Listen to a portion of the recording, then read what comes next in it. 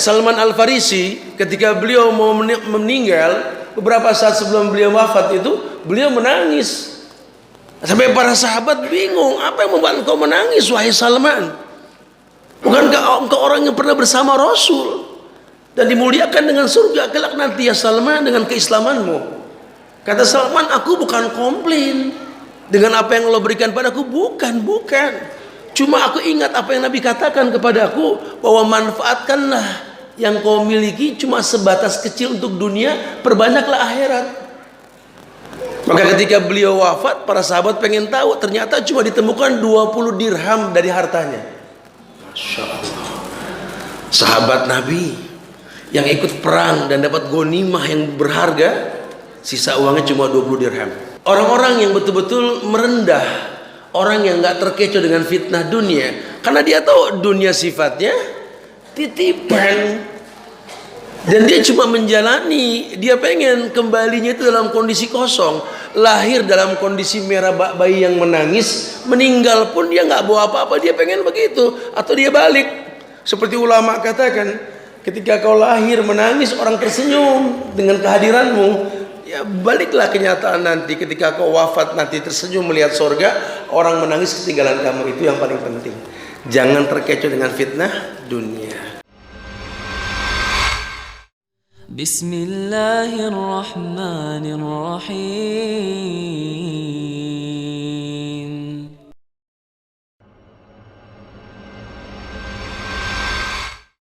Assalamualaikum warahmatullahi wabarakatuh.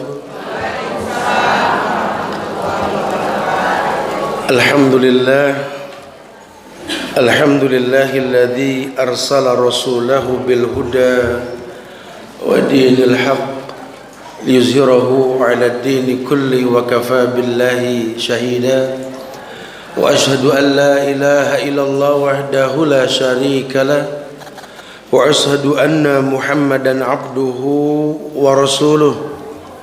Ya ayyuhalladzina amanu taqullaha haqqa tuqatih wa la tamutunna illa wa antum muslimun.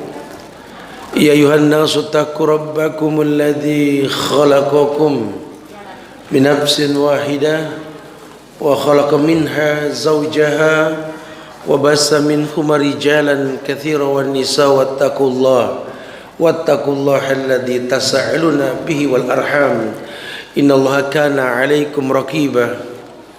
Ya ayyuhalladzina amanu taqullaha wa qulu qawlan sadida yuslih lakum a'malakum wa yaghfir lakum dhunubakum wa may yuti'illaha wa rasulahu faqad faza fawzan 'azima. Amma ba'du fa inna asdaqal hadisi kitabullah wa khairal huda huda Muhammadin sallallahu alaihi wasallam wa syarral umuri muhdatsatuha wa kullu muhdatsatin bid'ah wa kullu bid'atin dhalalah wa kullu dhalalatin finnar.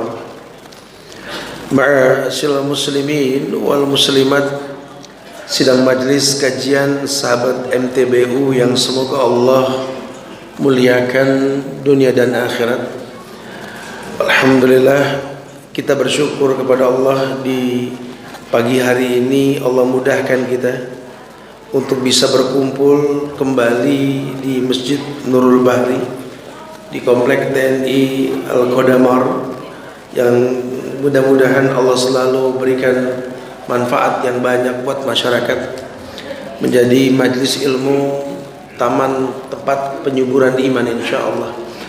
Usikum wa nafsi bitaqwallah. Diri ini berwasiat buat diri pribadi dan jamaah sekalian untuk selalu meningkatkan ketakwaan kita kepada Allah. Karena hidup yang singkat di atas dunia ini bukan untuk banyak komplain dengan takdir yang telah Allah takdirkan.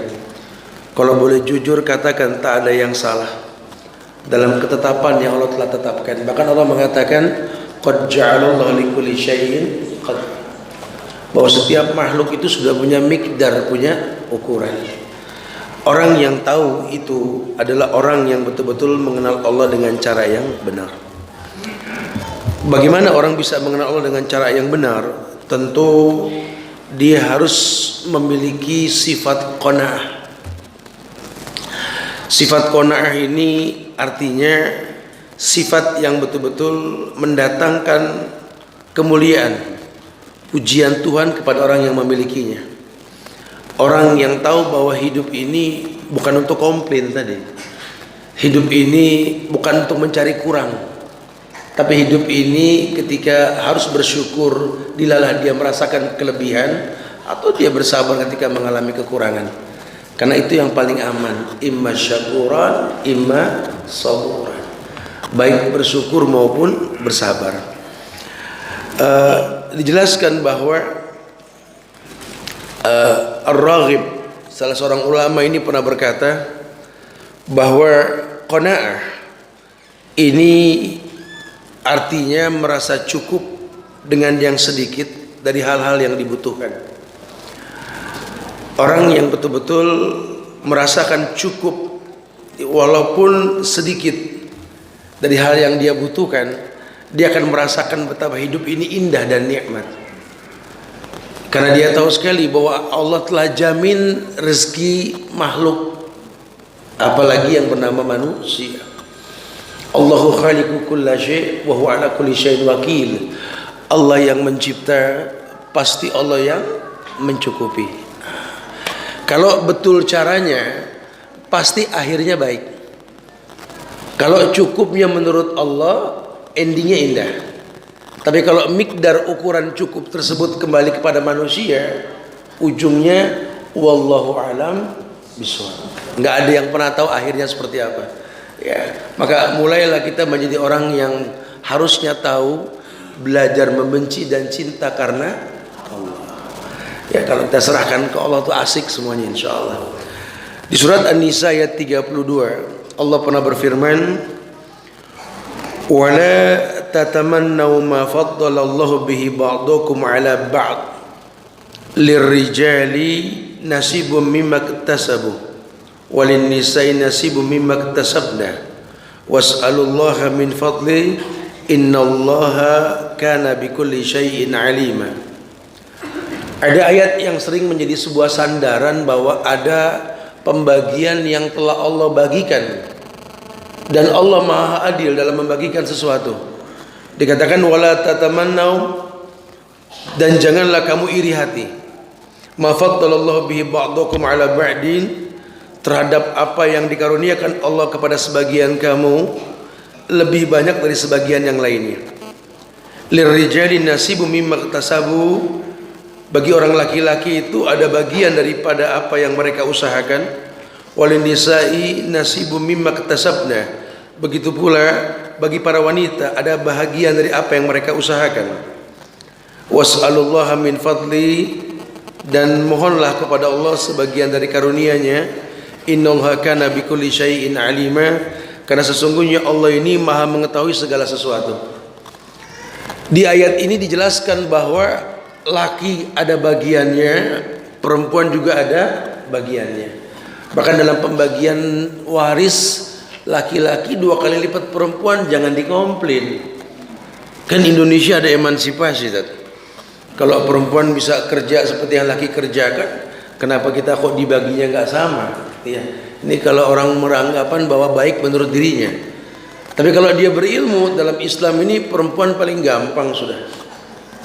Idza sholatil mar'a khamsaha wa shamat shahraha wa hafazat farjaha wa ata'at zawjaha qila laha udkhulil jannah min ayyi abwabi syi'ti. Kalau buat perempuan kan udah dikasih bocoran dalam syariat Islam ini, nggak usah khawatir. Selama sudah diikat dalam tanggung jawab seorang laki-laki, asal mau melakukan yang 4 saja. Salat yang 5 waktu, jangan ngomong qobliyah, ba'diyah, duha, tahajud, witir berat. Ya idza sholatil mar'a khamsaha, perempuan asal mau ngejaga sholat yang 5 waktu aja. Dan rumah lebih baik buat perempuan kok, nggak terbebani. Yang penting tetap as-sholatu ala waktiha, sholat 5 waktu aja. Shamat syahraha, kemudian menjaga puasanya, puasa Ramadan aja. Nggak usah gonta-ganti status WA pakai ayamul bid dan gini.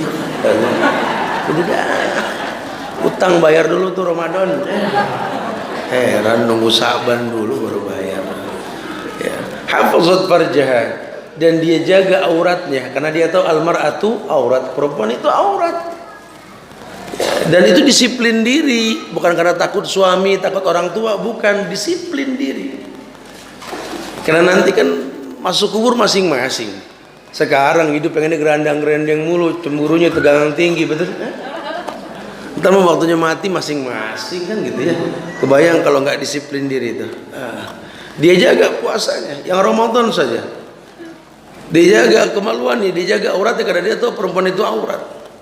Dan dia patuhi suaminya, nggak usah turut sama yang sama suami saja. Qila laha, dikatakan kepada dia, udkhilil jannah min ayyi abwabi syi'ti, masuklah surga dari pintu manapun yang kalian inginkan. Masya Allah ya. Nah, perempuan kalau sudah dapat bagian, tidak ada hak lelaki untuk mengetahui bagian dia, bahkan nggak perlu tahu. Ustaz, orang perempuan boleh gak kerja? Ustaz, boleh. Yang ngelarang siapa? Kerja boleh, kecuali kalau suaminya bilang jangan. Nah itu wajib, hukumnya beda. Karena hukum asal perempuan kerja tuh mubah.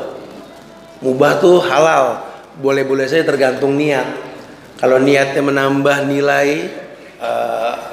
bulanan karena suaminya mungkin nggak cukup, boleh, nggak apa-apa, silakan. Tapi nggak ada kewajiban. Atau mungkin dia bekerja diizinkan untuk mengisi waktu luang dengan pendapatan yang lumayan. Nggak ada kewajiban nafkah sama sekali, tidak ada.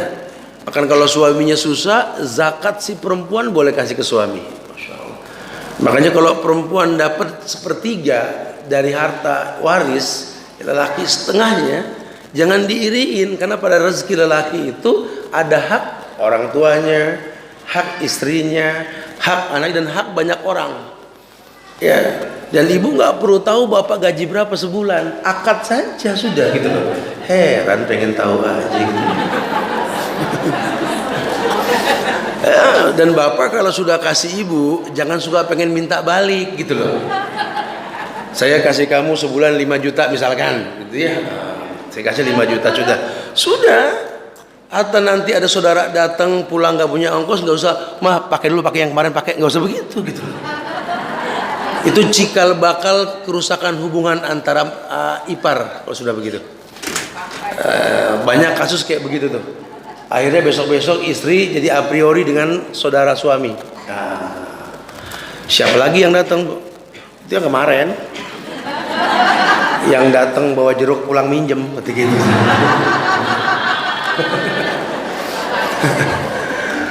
Ya Pak, makanya gentle Pak, kalau udah bagi nggak usah minta lagi sudah gitu ya. Jadi nggak punya ongkos gimana? Nyebrang, minjem sama orang depan kalau perlu gitu loh. Itu izah namanya tuh. Dan ibu juga nggak usah ngecek handphone income berapa, nggak perlu sama sekali. Mungkin suami punya keinginan memberikan saudaranya, ya karena wanita kalau bercerai kan kewajiban saudara lakinya. Mungkin dia menanggung kakaknya yang janda atau adiknya, atau mungkin dia masih punya orang tua. Malas, nggak usah pengen tahu, nggak usah ikut ngatur sudah. Ya. Sudah ada bagian-bagiannya. Dalam Islam tuh seperti itu gitu loh. Ya, supaya tahu, karena Allah telah berikan taksim bagian-bagiannya. Dan kalau nanti terjadi perceraian juga nggak ada harta gono gini. Di Islam tidak ada. Kecuali paling depan tuh. Ada mau bercerai, gue cerai dah kalau gitu deh. Ya kalau gono gini itu tinggal tergantung akad. Kalau memang kerjasama ya ada bagiannya. Jadi harus dipahami nih, Islam dahsyat tuh sebetulnya loh. Menekankan sekali bagaimana bersikap dengan cara yang qanaah. Karena Allah telah mengatakan dengan tegas, kata Allah, ma faddalallahu bihi ba'dakum ala ba'd lirrijali nasibum mimma iktasabu wa linisai nasibum mimma iktasabna was'alullaha min fadli innallaha kana bikulli syai'in alima. Karena memang Allah tahu yang terbaik pada semua hal. Nah kalau kita pengen berserah diri kepada Allah, akhirnya baik. Sekarang kita rubah aturan main Allah, ya keburukannya bakal kita dapat. Bukankah di An-Nisa 119 Allah mengatakan, wa may yushakkikir rasula min ba'di ma tabayyana lahul huda wa yattabi' ghaira sabilil mu'minin nuwallihi ma tawalla. Ini yang kita khawatirkan loh. Orang yang bertolak belakang dengan syariat yang dibawa oleh Rasul, yang Allah perintahkan, Nabi contohkan, sahabat melakukan. Malah yang dia ikuti jalan yang orang beriman tidak lakukan. Kata Allah, nuwallihi ma tawalla, kan kupalingkan dia sejauh mungkin. Tuh. Akhirnya nggak jelas. Karena kau yang mulai gitu loh ya. Ya kamu yang harusnya mengakhiri. Tapi kalau Allah yang mulai, akhirnya indah. Karena qad ja'ala likulli syai'in qadran tadi, Allah telah berikan miqdar pada sesuatu. Dalam semua hal. Ya karena yang jangan pernah kita rubah sudut pandang kita ini untuk dikembalikan bahwa kita tercipta untuk beribadah. Ya. Jadi dunia ini yang Allah titipkan, jangan sampai mengecoh kita. Jangan memiliki akidah seperti akidahnya Qarun. Ya. Yang mengatakan bahwa wa mutitu ala ilmin indi. Ini yang saya punya ini karena memang kepandaian saya. Kalau saya nggak banting itulah saya nggak bakal begini. Qarun nih. Qarun yang kayak begitu Qarun. Ya saya wajar saja saat saya sekarang bahagia di hari tua saya. Mudanya saya udah susah terus gitu loh. Kalau dibilang masih muda susah, bukan cuma kita, banyak sampai tua kebelangsak. Bukan ukurannya seperti itu, karena dunia cuma titipan. Botat, kalau saya nggak pinter, saya nggak tinggal di komplek. Guru matematik saya pinter, tinggal di pojokan kampung. Nggak ukuran, enak. Orang pinter jadi ketitipan, enggak, lawang memang izin Allah. Ya karena saya kan kerjanya nggak kayak orang biasa, orang biasa 8 jam, saya 24 jam, saya pakai saya kayak Kang Kopi 24 jam lebih, nggak kayak. Nggak begitu ukurannya. Ya salah. Layak tidak Allah titipkan sesuatu pada kita, karena tahu pada akhirnya bakal diambil. Jangankan harta yang pasti nggak bakal kebawa mati. Ya, lawang yang namanya ilmu saja itu bakal diambil sama Allah. Innallaha la yaqbidul ilma intiza'an yantazi'uhu minal ibad, walakin yaqbidul ilma biqabdil ulama hatta la yubki minhu aliman. Ittakhadhan nas ru'usan juhala fasu'ilu fa'aftau bighairi ilmin. Allah itu kalau mau ngambil ilmu, bukan ilmu yang diambil, dicomot, bukan. Ulama diwafatkan, ulama wafat nggak punya ilmu, ilmunya habis. Makanya biar dia tuh guru tauhid yang ngajarin kita siapa Allah, siapa Nabi Muhammad, apa itu Islam, guru kita ya, ulama besar. Kalau dia meninggal suruh ajarin la ilaha illallah. Laqinu mautakum la ilaha. Ajarkan nih yang orang yang mau mati la ilaha illallah, kata Rasul. Ini guru kita mau meninggal, guru agama mana soleh betul. Kita ajar Ustaz la ilaha illallah, la ilaha illallah, kata pinteran dia nggak bisa. Tetap ajarin. Karena ilmunya diambil. Apalagi harta. Kan udah sering dibilang nggak ada mayit orang Islam terbungkus kain kapan lebih gede, mayit gede amat itu banyak macam-macam, itu ada kotak berangkas, ada macam nggak. Semua bakal ditinggalkan karena cuma sifatnya titipan. Dan Utsman bin Affan mengatakan bahwa kalau sampai Allah titipkan dunia kepada manusia, bukan untuk berfoya-foya, untuk menaklukkan akhirat. Berarti Allah tahu surganya ini dengan harta, atau sebaliknya berarti Allah tahu memang surganya dengan kemiskinan. Karena dilihat dari dampak apa yang dikatakan ujian tadi, kalau harta membuat dia makin dekat sama Allah, ini yang diinginkan. Ya kan seperti dikatakan bahwa orang yang Allah lindungi di saat tak ada perlindungan kecuali perlindungan Allah, salah satunya apa? Seseorang yang bangun malam kemudian dia menangis, dzakarallah fa fadat ainah. Ini kita kan, kalau kita kan bangun malam nangis karena kadang-kadang karena pegel sama utang nggak beres-beres gitu ya, atau kita bangun malam karena pegel sama masalah yang nggak selesai-selesai. Tapi yang dikatakan sama Rasul, orang yang terlindungi di saat tak ada perlindungan kecuali perlindungan Allah, orang yang menangis ketika mengingat Allah, mengingat nikmat. Ini jarang orang dapat nikmat nangis, itu jarang gitu loh. Dulu para sahabat banyak yang begitu. Kenapa? Summa latus'aluna yawma idzin. Ini yang bikin mereka menangis, ini bakal ditanya sama Allah semua. Makanya Salman Al-Farisi ketika beliau mau meninggal, beberapa saat sebelum beliau wafat itu, beliau menangis. Sampai para sahabat bingung, apa yang membuat engkau menangis wahai Salman? Bukankah engkau orang yang pernah bersama Rasul dan dimuliakan dengan surga kelak nanti ya Salman dengan keislamanmu? Kata Salman, aku bukan komplain dengan apa yang Allah berikan padaku, bukan. Cuma aku ingat apa yang Nabi katakan kepadaku, bahwa manfaatkanlah yang kau miliki cuma sebatas kecil untuk dunia, perbanyaklah akhirat. Maka ketika beliau wafat, para sahabat pengen tahu, ternyata cuma ditemukan 20 dirham dari hartanya. Masya Allah.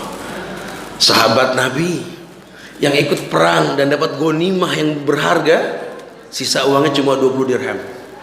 Bahkan gak tanggung-tanggung. Bagaimana Umar menyaksikan menangis diletakkan dulu dalam kerongkongannya ketika mengetahui wafatnya Khalifah Abu Bakar As-Siddiqul Akbar.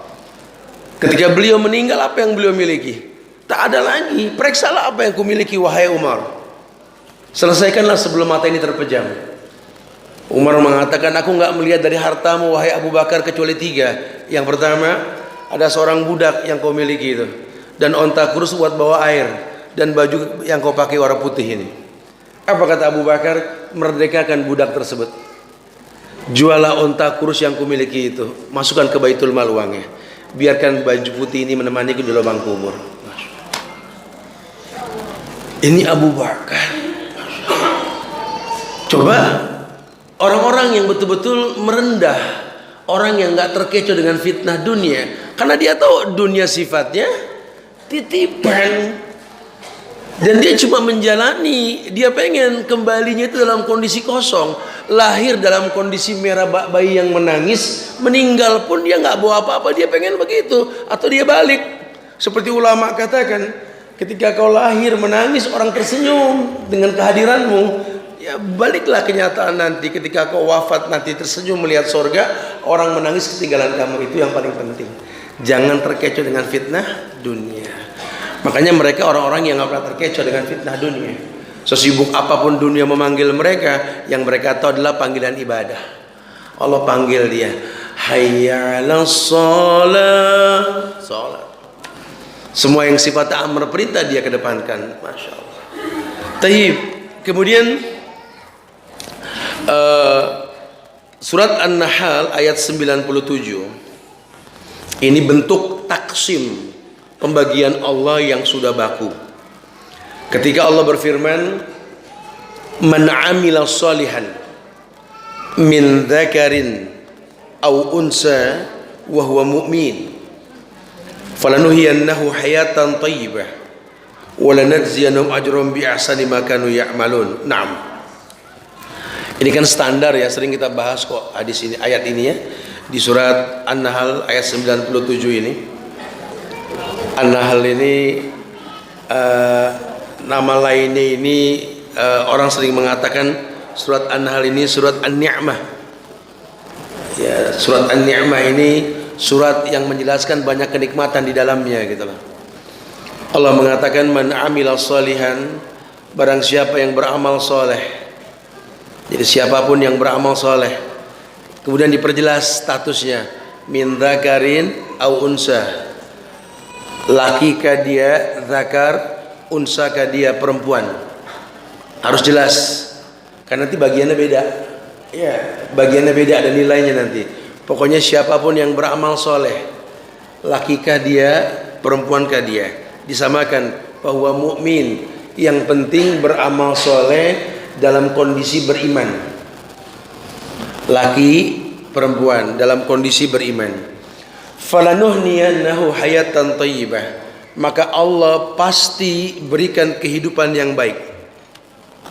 Walanajziyannahum ajrahum bi ahsani ma kanu ya'malun, bahkan Allah siapkan balasan yang lebih baik ketimbang kebaikan yang dilakukannya. Ini hukum asal. Jadi orang nggak bisa merasakan kenikmatan pemberian Allah tanpa ada action. Harus ada actionnya, harus. Mau laki mau perempuan kalau pengen nikmat jangan diam. Ada usaha, ada. Maka sering dibilang kita nggak kerja saja rezeki dapat. Tapi kalau kita tambah kerja yang halal dapat rezeki juga beda. Kita Pak ini pengen punya anak berkarakter, ya. Coba, ayo banting tulang, jangan tanggung-tanggung, taklukkan dunia, keluarkan peluh lillah karena Allah. Ya, jangan nanggok cuma nungguin warisan doang. Laki punya izah gitu loh. Laki nggak dibagi, laki itu ngebagi. Kalau ada yang ngebagi bonus. Tapi hukum asalnya memberi. Karena dalilnya apa? Al yadul ulya khairun min yadis sufla. Tangan yang di atas lebih baik daripada tangan yang di bawah. Innal fata may yaqulu ha anadha wa laysal fata may yaqulu kana abi. Lelaki itu yang berkata inilah saya, bukanlah ini bapak saya gitu loh. Itu kan bapamu, lah kamu gitu kan. Belum jelas statusnya. Begitu bahasa agama. Dilala nanti dia mendapatkan sesuatu itu tambahan, alhamdulillah. Cuma yang dia pikirkan memberi. Orang kalau sudah biasa berpikir memberi, Allah akan muliakan dia. Karena rumusnya unfik alaih. Kalau kamu rajin memberi, Allah akan berikan kamu. Unfik alaih. Infakkan hartamu, Allah infakkan kamu. Kalau pengen dikasih sama Allah, kamu kasih orang melalui kamu. Bahasa nahnu narzukukum wa iyahum, kum loh. Lebih ke laki-laki loh. Kami kasih rezeki kepada kalian untuk mereka gitu loh. Seakan-akan arahan melalui kalian ratalah pembagian dunia ini. Dan gak usah khawatir, karena Allah jamin mana qasad shadaqatum min malin, ndak kurang hartamu karena sedekah. Jadi kasih rumus, harus. Ya, sedekah itu diterjemahkannya umum luas, baik itu yang dikatakan nafkah atau sedekah itu diterjemahkan zakat, infak, sedekah, ini semuanya boleh. Tapi pemberian yang paling utama adalah orang tua. Baru keluarga kita, dzawil qurba wal yatama wal masakin, baru seterusnya. Orang yang bisa seperti ini, Allah sudah katakan bahwa Allah mengatakan yamhaqullahu riba wa yurbis shadaqah. Allah musnahkan semua perkara riba. Tapi Allah akan perkaya dengan sedekah, dengan i'ta pemberian. Itu yang paling baik buat orang-orang yang tahu kemuliaan tersebut. Nah, Ali bin Abi Thalib pernah mengatakan bahwa hidup yang baik adalah hidup yang dengan qanaah tentunya. Ada dalam tafsir Ibnu Katsir ketika dijabarkan An-Nahl 97 ini, kata Ali bin Abi Thalib bahwa hidup yang baik adalah dengan qanaah. Ketika kamu merasa cukup dengan apa yang kamu miliki, maka beliau mengatakan ikfini bihalalika an haramika wa aghnini bifadlik amman siwa. Itu kan doa yang Nabi ajarkan kepada beliau Ali, dan beliau terjemahkan ikfini bihalalik, cukupkan aku dengan yang halal, wa aghnini bifadlik, perkaya aku dengan karuniamu, amman siwa, kepada siapa lagi kalau kepada engkau wahai Allah aku meminta. Begitu, Masya Allah.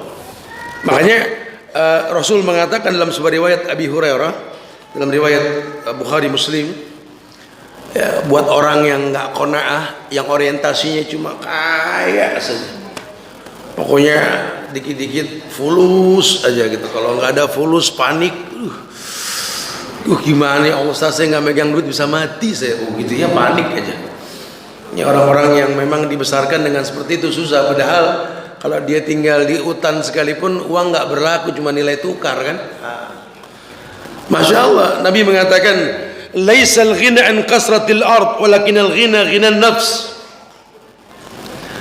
Justru Nabi mengatakan laisal ghina, kaya bukan seperti yang ada di benakmu. Laisal ghina an kasratil ard, kaya itu bukan dengan banyaknya harta dunia. Tapi yang dikatakan kaya walakinnal ghina ghinaun nafs, namun kaya yang sesungguhnya kaya hati.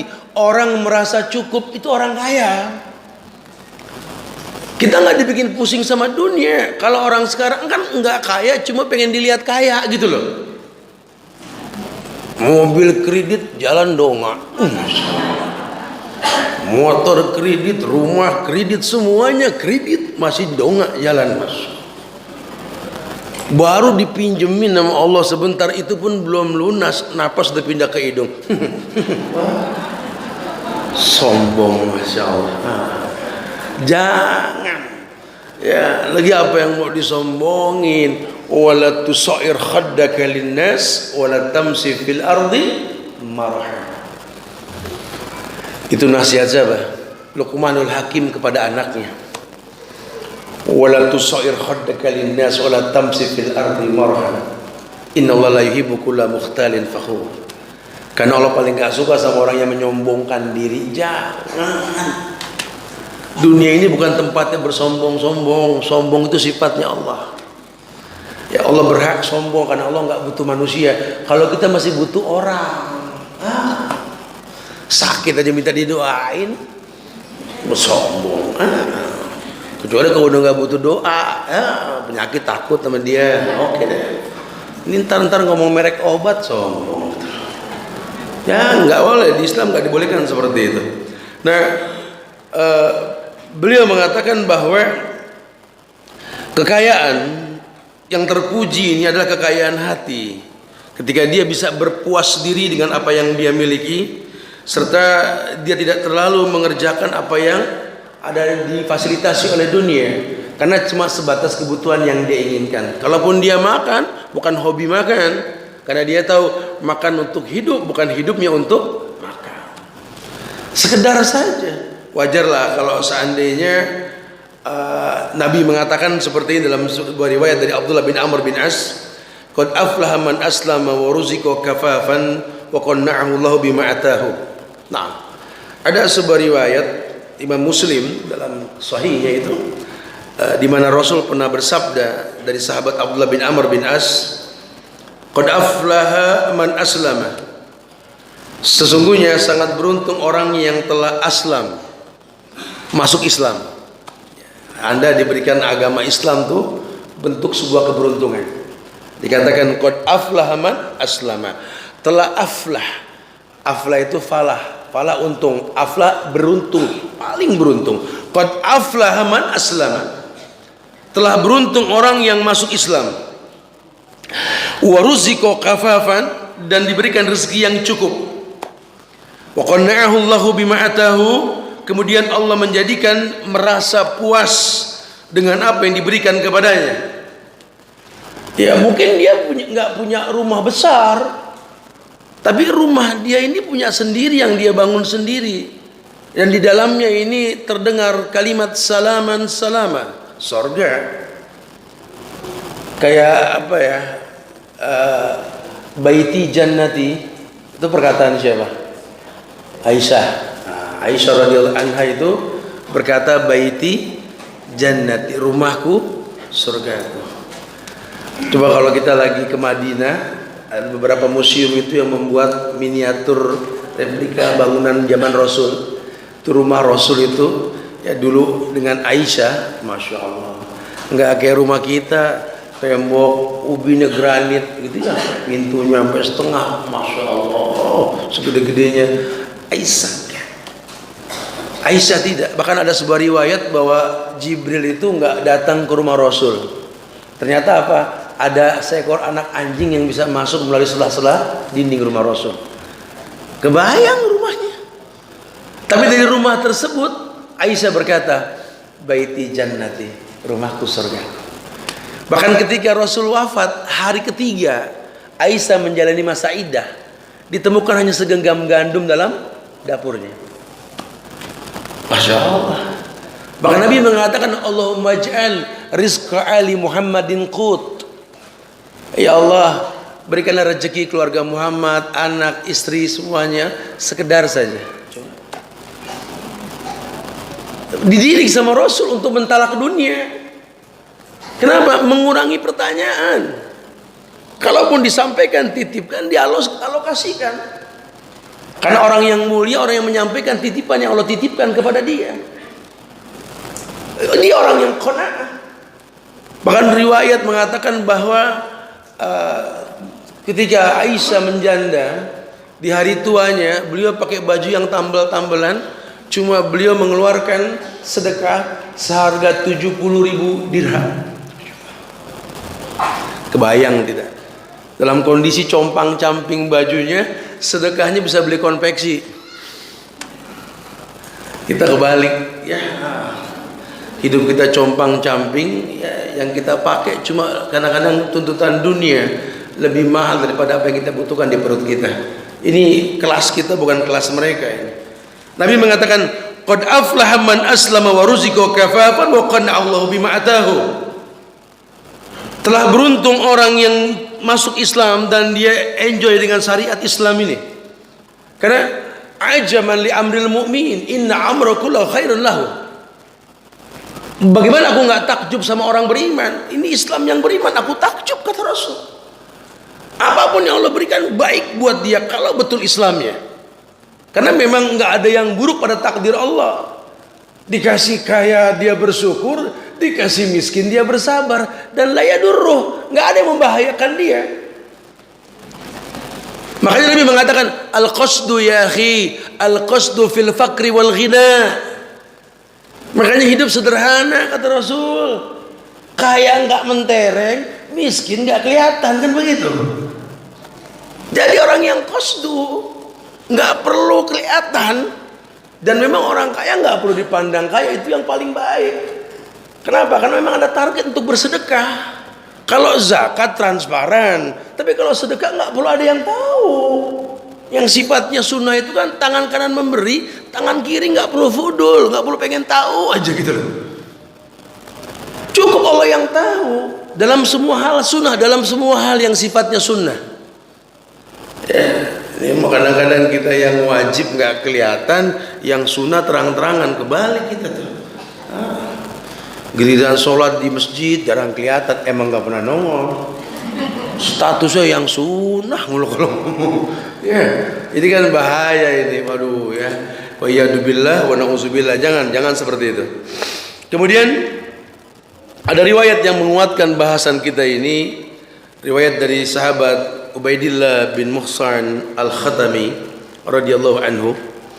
Dikatakan bahwa Nabi pernah bersabda, man asbaha minkum aminan fi sirbih, mu'afan fi jasadih, indahu qutu yaumihi, faka'anna mahizat lahud dunya bihadzafiriha. Iya, dalam sebuah riwayat pada Sunan At-Tirmizi, hadis ini ada dalam kitab Sunan At-Tirmizi. Nabi mengatakan, man asbaha minkum aminan, barang siapa di antara kalian asbaha, pada pagi harinya, aminan, di rumahnya pada pagi hari merasa aman. Kita tadi aman gak di rumah? Aman lah, kecuali yang kalau bangunnya di Palestina gak aman, perang gitu ya. Kita di sini aman, masya Allah. Baru masak teh, ya hangat-hangat, masya Allah. Hujan turun, indah betul. Aminan, orang yang bangun pagi di rumah dalam kondisi aman, masih bisa minum, hidup sehat, persiapan mau ke Kodamar, kajian nih ya hari ini, oh masya Allah, itu kan aminan, tenang. Mu'afan fi jasadih, badannya sehat, nggak ada masalah. Ngomongnya nggak bareng bangkis kok, apa kabar, baru enggak, sehat. Yang diomongin bukan merek obat, mesemnya pun nggak dibikin-bikin, emang betul mu'afan, ini orang sehat ini, masya Allah. Fi jasadih, dalam fisiknya, indahu qutu yaumi, atau mungkin memang pada hari ini dia nggak ada masalah. Kenapa? Karena sekedar makanan sampai siang ada. Bangun pagi aman, badannya sehat, ada makanan sampai siang nanti.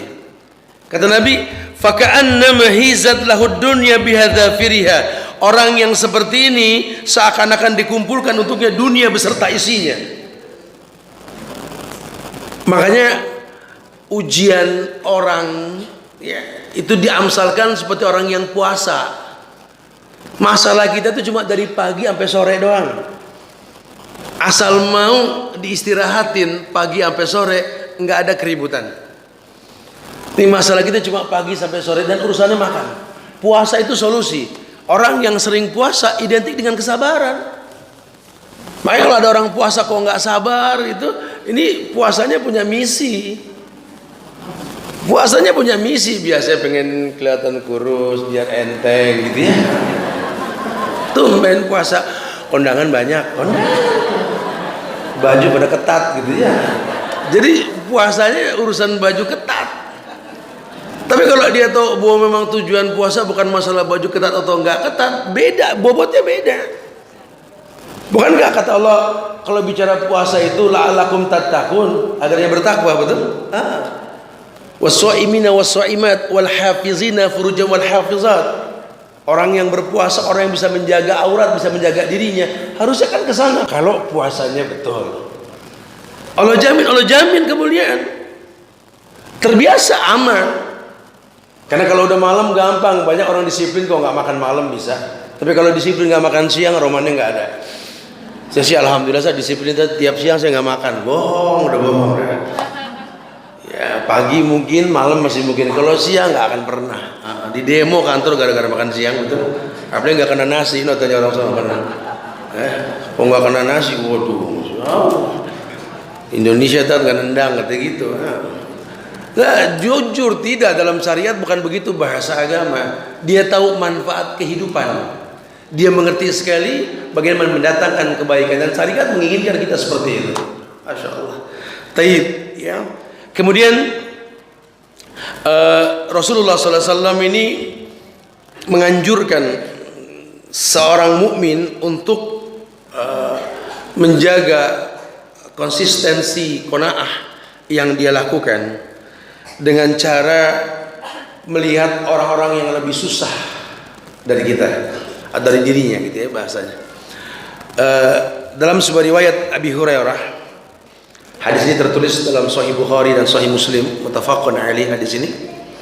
Kata Rasul, "Unzuru ila man asfala minkum wa la tanzuru ila man huwa fawqakum fa huwa ajdar alla tajdaru ni'matallah." Pandanglah orang yang berada di bawahmu, kata Nabi. Unzuru ila man asfala minkum. Asfal itu lebih rendah. Di Indonesia kan jadi aspal, betulan ya, aspal. Benar, memang artinya jalan bawah. Artinya unzuru ila man asfala minkum. Biasakan kalau ngelihat dalam segi perekonomian, lihat yang paling rendah di antara kalian. Biar selesai. Kalau kita ngelihat di atas langit selalu ada, di atas bubur pasti ada kerupuk, itu selalu ada kayak gitu. Tadi sarapan bubur soalnya gitu ya. Unzuru ila man asfala minkum wa la tanzuru ila man huwa fawqakum. Dan jangan suka ngelihat yang di atas. Bukan berarti nggak boleh. Boleh untuk nyemangatin diri, boleh. Dia bisa, kenapa saya nggak? Boleh. Tapi bukan buat keluar dari fitrah. Qad ja'alallahu likulli syai'in qadran. Semua sudah punya mikdar, sudah punya ukuran. Jangan berbuat sesuatu yang menimbulkan komplain. Ini komplain sama Allah bahaya loh. Apalagi menganggap bahwa Allah tuh nggak adil. Allahu Akbar. Ya, wa dzalikum zannukum alladzi zanantum bi rabbikum ardakum fa asbahtum minal khasirin. Hati-hati loh. Keburukan yang kau rasa kebanyakan karena prasangka burukmu sama Allah. Ya keburukan yang kau rasa. Kau punya Allah yang maha baik. Masa disuuzonin mulu? Ya hujan. Aduh mati dah. Pada mati itu sore tuh. Tiba ngomong Allahumma shayban nafian susah amat. Allahumma shayban nafian. Tinggal begitu gitu loh. Ya hujan. Ya terus gimana? Orang pada pengen hujan, kita nggak minta kebagian, kan nikmat. Fabi ayyi ala'i rabbikuma tukadziban. Dulu sahabat aja nggak ngerti, Nabi baca sampai selesai itu ayat. Kata Nabi apa? Kalian kalah sama jin. Aku baca ini surat Ar-Rahman. Fabi ayyi ala'i rabbikuma tukadziban. Jin mengatakan nikmat Allah banyak tak bisa kuhitung. Jin aja paham. Masa kamu yang bukan jin nggak paham? Tinggal ngomong Allahumma shayban nafi kan? Heran ngomongin jas hujan. Kayak ditungguin aja gitu. Ya, Jangan, harus jadi orang yang tahu bahwa sesungguhnya ada barakatun minas sama, berkah dari langit. Ya, kan kita yang minta. Nah, Allah mengatakan gini, bahwa walau anna ahlal qura amanu wattaqau la fatahna alaihim barakatim minas samai wal ard. Kalau seluruh manusia beriman bertakwa kepada Allah di negeri-negeri di muka bumi ini, Allah katakan la fatahna alaihim barakatim minas samai wal ard.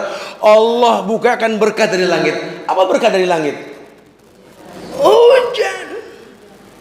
Makin bagus iman seseorang, makin bagus curah air hujannya, makin banyak nikmatnya. Di Arab nggak ada hujan, Zam-Zamnya nggak pernah kering, betul.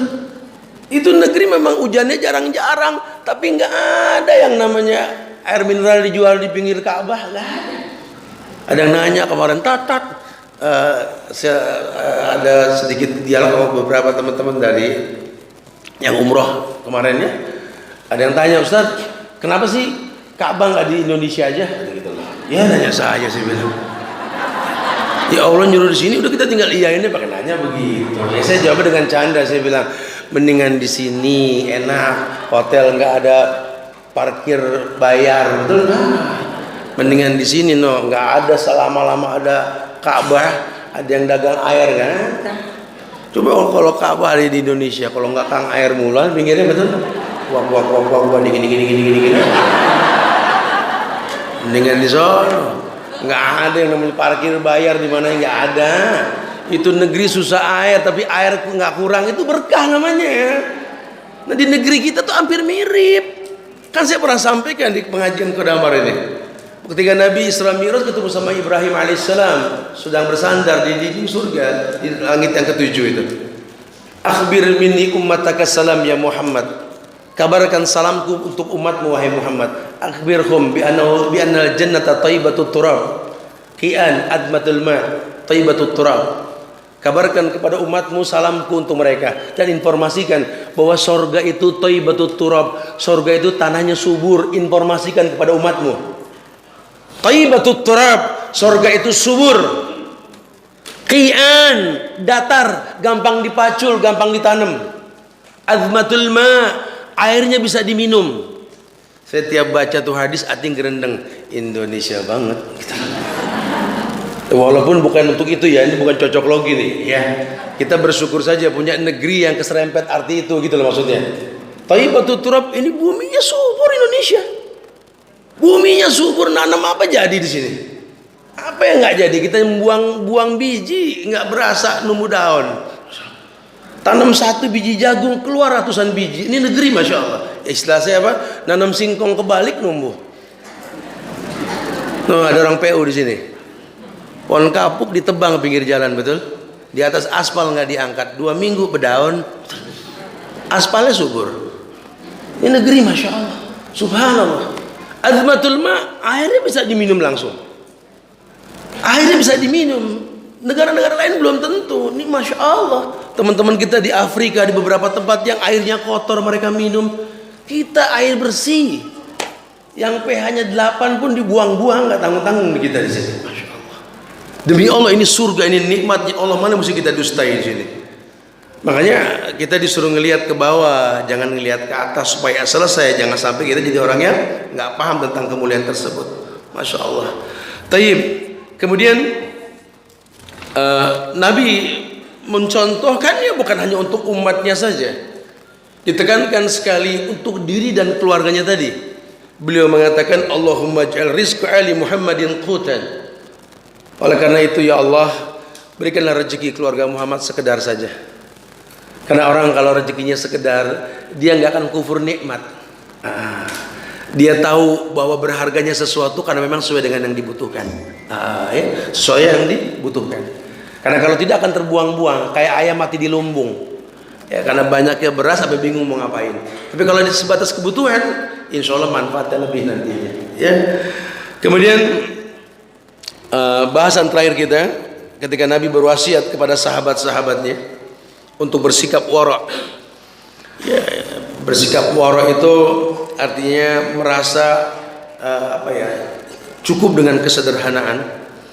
Ada Abu Hurairah pernah mengatakan bahwa Nabi pernah bersabda, Jadi Nabi ngomong kepada Abu Hurairah, "Ya Abu Hurairah, kun wari'an takun a'badan nas, wa kun qani'an takun ashkaran nas." Dalam riwayat Ibnu Majah, hadis ini Ibnu Majah dari Abu Hurairah, "Wahai Abu Hurairah," kata Rasul, "kun wari'an takun a'badan nas." Jadilah kamu orang yang warok, niscaya kamu akan menjadi manusia yang paling ahli ibadah. Warok itu artinya orang yang enggak banyak nuntut dunia. Dia bisa aja mau beli apapun lawang dia punya segalanya, cuma enggak. Dia pengen sederhana aja, qasdu aja. Ya Abu Hurairah, kun wari'an takun a'badan nas. Wahai Abu Hurairah, jadilah engkau orang yang warok di dunia. Padahal kalau sahabat-sahabat Nabi, udah sahabat Nabi, ya surga depan mata. Ya mau gimana juga udah pantas aja. Lawang jaminannya surga kok, yang pengen ngikut sahabat aja banyak. Ya bukan sedikit. Ya dulu orang-orang mau dilamar sama sahabat nunggu mereka. Makanya kalau ada seorang janda di zaman Rasul nggak nganggur, dinikahin sama sahabatnya langsung, meninggal lagi lakinya nikah lagi. Mereka tuh bukan dikatakan gonta-ganti pasangan sembarangan, bukan, karena yang ngelamar dia agamanya bagus-bagus dan dia tahu selamatnya perempuan dia dengan nikah, dan dia pilih yang bagus agamanya. Dia mengerti karena dia ini hidup nggak lama, ini pipi kencang paling berapa tahun, betul. Apa yang mau disombongin? Pegangin nih, 5 tahun kalau nggak jatuh, betul. Mau ditahan-tahan sama semir juga waktunya putih mah putih, betul. Masya Allah. Ya sebentar, dunia ini sebentar. Dulu tuh orang begitu. Nggak ada orang yang menyia-nyiakan waktu, yang dia tahu dunianya ini terakhir, akhirat utama gitu loh. Maka kun fit dunia, kun wari'an takun a'badan nas. Kalau kamu pengen jadi orang yang paling bagus ibadahnya di antara manusia, batasi dirimu dengan dunia. Batasin. Ya, karena dunia ini sijnul mu'min, penjara buat orang beriman. Tahu kebayang orang di penjara, ngelihat semuanya cuma nggak bisa munyain. Ini dibilang amsalnya kayak begitu. Ini dunia ini penjara buat orang beriman, tuh amsalnya begitu. Supaya kita tahu apa? Di dunia enggak kebablasan, enggak pengen semua diambil. Pertanyaannya banyak. Sahabat dulu menghindari fitnah dunia, takut banyak pertanyaan. Wa kun qani'an takun ashkarun nas. Dan jadilah orang yang paling qani', orang yang paling merasa cukup. Takun ashkarun nas, akan menjadi orang yang paling bersyukur di antara manusia. Ya, ini satu bentuk bahwa kemuliaan dalam syariat itu sangat diinginkan oleh orang-orang saleh, supaya dia bisa menegakkan syariat di mana Rasul pernah mengatakan bahwa ad-dunya mal'una wa mal'unun ma fiha illa ma kana lillah alim aw muta'alim. Ya, wallahu a'lam bissawab. Masyaallah. Ya, kita hidupkan suasana dengan banyak berdialog di antara kita. Mungkin ada yang mau ditanyakan, kita bisa lanjutkan dengan tanya jawab. Akhirul da'wana alhamdulillahirabbil alamin. Fadhal. Na'am.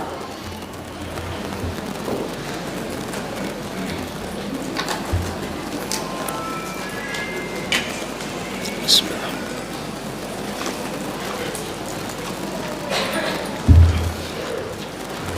Ya, fadhal. Ada yang mau ditulis atau mau tanya langsung? Fadhal. Na'am, silakan. Ada mic-nya? Antum coba suara antum juga tes sebelum ada mic. Coba. Gitu, bagus. Jadi nggak kelamaan nungguin mic. Fadhal.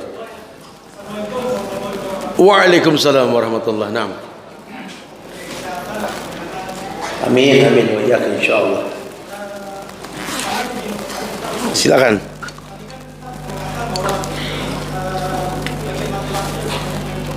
Naam. Naam.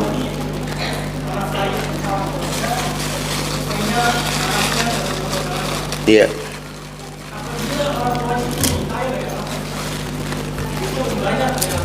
Naam. Tayyib, barakallahu fiik. Naam. Iya. Apabila orang tua status ekonominya lebih daripada anak, Apakah tetap wajib diberikan nafkah? Akhi fillah, sampai kapanpun sebenarnya ekonomi orang tua itu nggak pernah kalah sama anak. Karena Nabi mengatakan anta wa maluka li abika. Kau dan hartamu itu milik orang tuamu. Jadi sekaya apapun anak, hartanya itu harta orang tua. Gitulah ya. Jadi di sini bukan masalah kaya atau miskin, tapi kesempatan kita untuk mengalap berkah karena masih punya keramat dunia yang namanya orang tua. Kita ini buat orang tua kita, Pak, ya, seperti pohon yang ditanam oleh mereka. Ya, kita dibesarkan dengan cinta, dengan perhatian semaksimal mungkin. Mereka cuma berharap bisa melihat buah yang layak untuk disuguhkan di hadapan para raja nantinya. Gitu. Jadi kalau sampai apa yang kita punya ini orang tua ambil tanpa izin pun bukan mencuri, karena harta milik orang tuamu. Nah, apalagi buat kita, gitulah, masya Allah. Ya, wallahi, Ibnu Jauzi mengatakan, memandang wajah orang tua adalah ibadah. Berbaktinya lipat gandaan pahala dalam ibadah. Makanya kalau memang memberikan nafkah ke orang tua membuat beliau tersenyum, jangan hentikan nafkah untuknya. Karena senyumnya orang tua ridhonya Allah. Wallahu a'lam. Barakallahu fikum. Nah, baik. Ada lagi yang tanyakan, silakan. Iya, antum.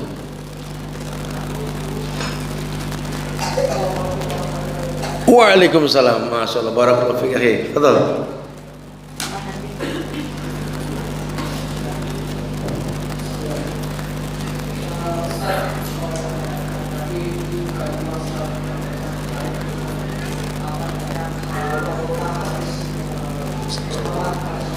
Nah,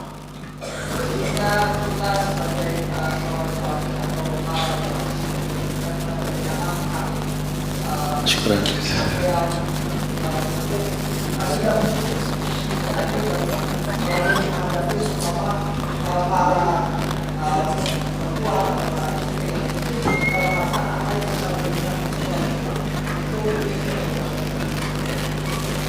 Baik.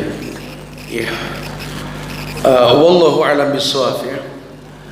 An tut'imuha idza tu'imta wa an talbasu idza labista. Kalau bahasa Nabi kan begitu.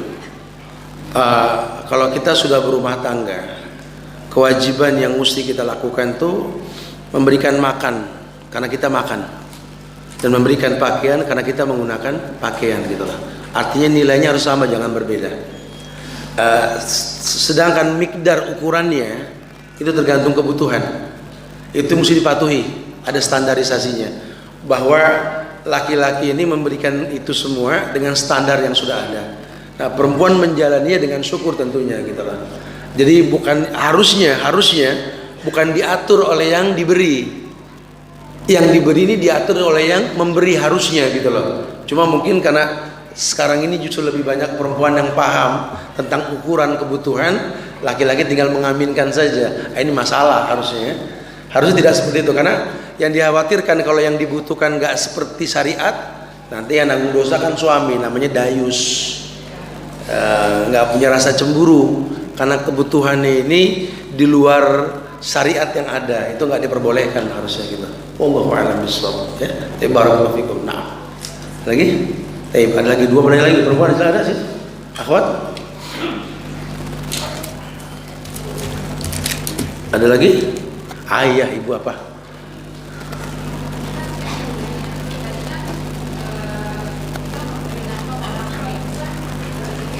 Nah,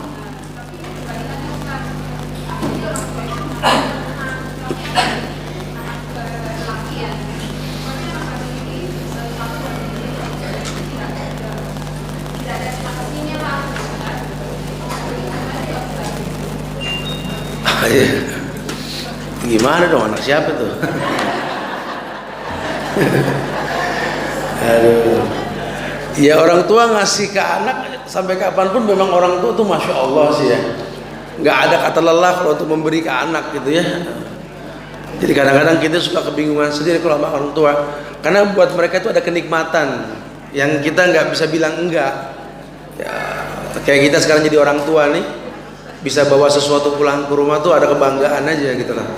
Walaupun anak kadang-kadang nengok juga enggak apa yang kita bawa, gitu ya. Tapi ya ada kenikmatan. Kenapa? hukum asal manusia itu senang memberi, bukan senang menerima. Hukum asalnya itu. Jadi kalau seandainya dia memberi. Adapun tentang anak yang diberi kemudian nggak berterima kasih, nah ini hukum sebab akibat ya, saya nggak paham nih. Harus ditanya dulu, karena nggak mungkin lah ada asap kalau nggak ada api gitu ya. Jangan-jangan kita timing ini nggak tepat memberinya, atau kita nggak didik anak untuk berterima kasih pada setiap apa yang diberi, atau kita nggak didik dia untuk memberikan timbal balik atas pemberian seseorang. Ini butuh pembelajaran gitu lah. Karena yang paling baik ya ketika kita diberikan sesuatu, balaslah dengan doa.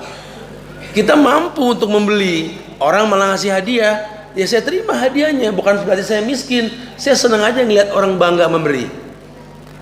Nabi nggak pernah menolak pemberian orang, padahal beliau sanggup untuk membeli. Kenapa? Membuat bangga orang yang memberi itu adalah sebuah kebaikan. Ya, karena ada orang tuh bisa ngasih itu ada harga diri. Ya, nah buat kita jangan jadikan alasan juga. Saya sengaja selamanya saya nerima biar orang seneng. Ya nggak begitu. Berpikirlah memberi gitu loh. Masa bangga jadi benalu numpang hidup mulu kan jangan.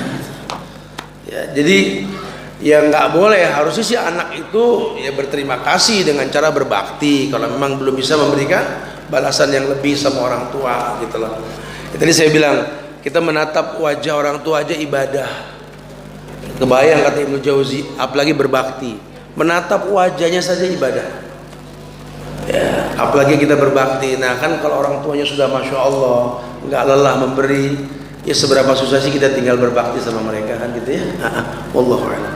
Ada lagi satu lagi silakan. Iya ibu.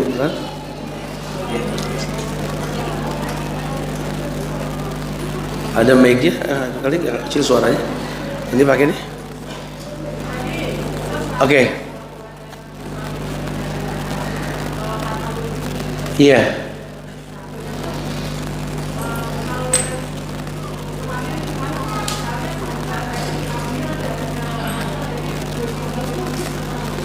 Betul. Iya. Iya. Saya sampaikan tadi sebenarnya sudah ya. Saya katakan bahwa yang adanya gonogini itu ketika ada kerjasama di antara mereka. Ketika terjadi perpisahan atau tidak terjadi perpisahan, ada hak untuk membagi dengan pembagian sesuai dengan akad. Kita beli rumah berdua nih. Setelah kita berpisah mau ngambil hak masing-masing ya boleh. Itu gonogininya silahkan ya. Karena memang hukum asalnya kerjasama. Tapi kalau hukum asal suami dengan istri itu ya udah nafkah yang suami berikan selama ada ikatan rumah tangga itu menjadi bagian istri. Ketika terjadi perpisahan izin Allah ya, tidak ada gonogini mengambil hak yang bukan haknya, itu nggak ada. Tapi kalau di luar itu ada kerjasama, mungkin usaha, mungkin beli rumah, beli apa, ya masing-masing boleh mengambil haknya.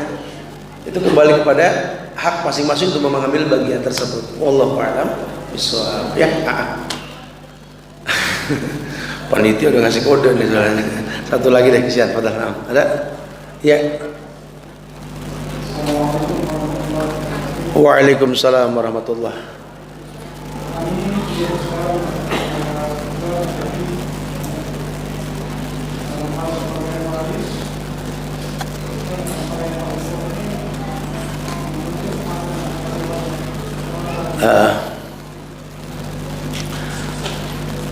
Oh, emang waris panjang nih urusannya, Pak. Udah ada fatwa warisnya harus kalau di kantor agama ya, nggak usah dibikin pusing. Jadi kalau ada tuntutan di luar standar hukum yang ada, ya bisa perdata. Ya. Artinya dinasihatin karena memang hukumnya nggak diperbolehkan. Ya apalagi anak laki kan sama bagiannya, bukan beda. Jangan mentang-mentang kakak paling tua lebih berhak untuk mengambil lebih, enggak. Di sini bukan bicara usia, bicara laki dan perempuan. Orang laki mau tua mau muda bagiannya sama. Begitulah perempuan, dan laki dengan perempuan laki-laki lebih besar.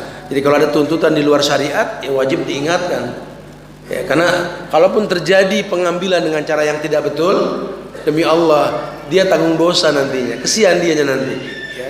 Perlu ada yang memberikan nasihat buat dia. Wallahu a'lam bishawab. Ya Her, semoga manfaat yang disampaikan ini. Buat yang bertanya nanti ada gantungan kunci dari Ustaz Subhan, semoga manfaat insyaallah ya. 5 penanya tadi ya. Ya, minta maaf kalau ada kekurangan, kesempurnaan hanya milik Allah. Insya Allah nanti kita atur waktu lagi untuk sama-sama belajar lagi. Inti bahasan kita pada perjumpaan kali ini, jangan gampang komplain dengan takdir. Karena kita punya Allah yang tidak mungkin berbuat zalim. Pembagian Allah sudah bagus. Qad ja'alallahu likulli syai'in qadran. Allah telah berikan ukuran manusia berbeda-beda. Jadilah orang yang betul-betul wara' supaya mendapatkan nikmatnya ibadah. Dan jadilah orang-orang yang betul-betul merasa qanaah supaya jadi orang yang bersyukur di tengah-tengah manusia, ya. Semoga manfaat yang disampaikan. Minta maaf kalau ada kekurangan, kesempurnaan hanya milik Allah. Wallahu alam bishawab. Ya, jaga upah di antara kita, jangan musuh saling doakan diri kita, keluarga kita, doakan nih majelis taklim MTBU kita dan Masjid Qodamar kita ini Al-Bahri, Nurul Bahri. Begitu pula doakan negeri kita tercinta Indonesia agar dijaga ukhuwah kebangsaannya, dan doakan para pemimpinnya semoga Allah berikan hidayah buat mereka semua insyaallah, ya. Kita tutup dengan kafaratul majlis. Subhanallahi wa bihamdika asyhadu an la ilaha illa anta astaghfiruka wa atubu ilaik. Assalamualaikum warahmatullahi wabarakatuh.